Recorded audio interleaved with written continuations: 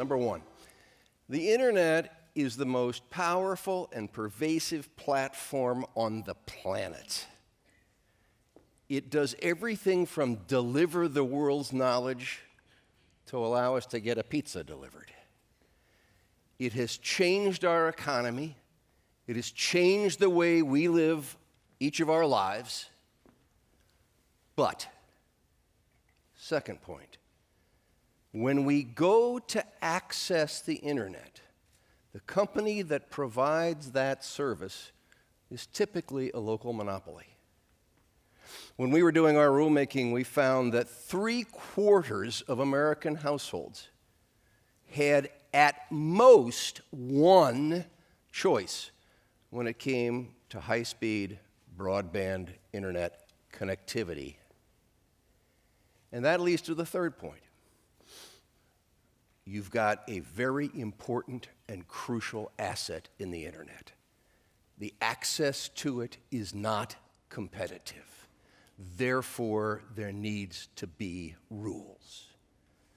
And the question is, who makes the rules? Now, the network providers say, trust us, we'll make the rules.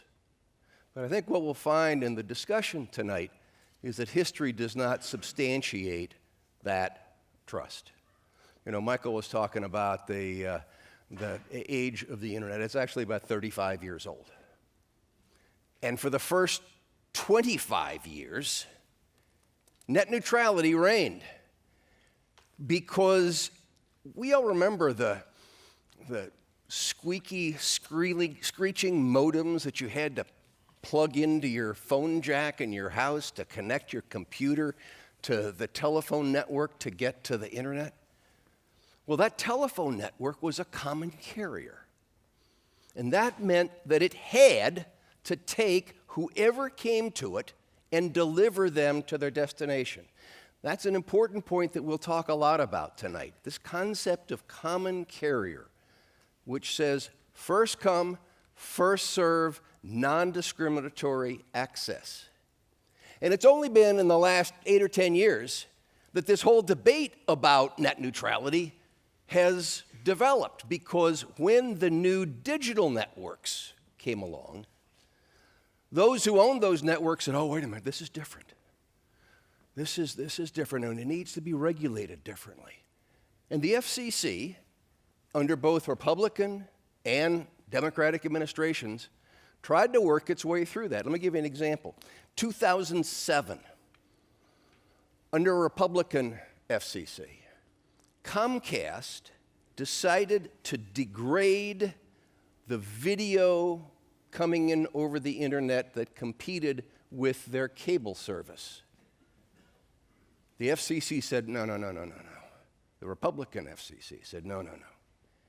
Comcast took them to court and said to the court, hey, we can discriminate because we're not a common carrier. And the court said, you're right, and overruled the FCC. In 2010, when my predecessor came out with the first open internet rule, Verizon sued, went to the court, and stood in the well of the court.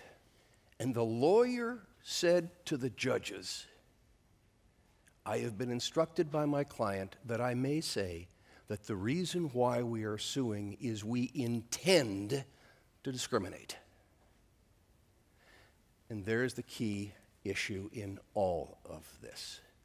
Should these local companies be allowed to discriminate in access to the most important network of the 21st century?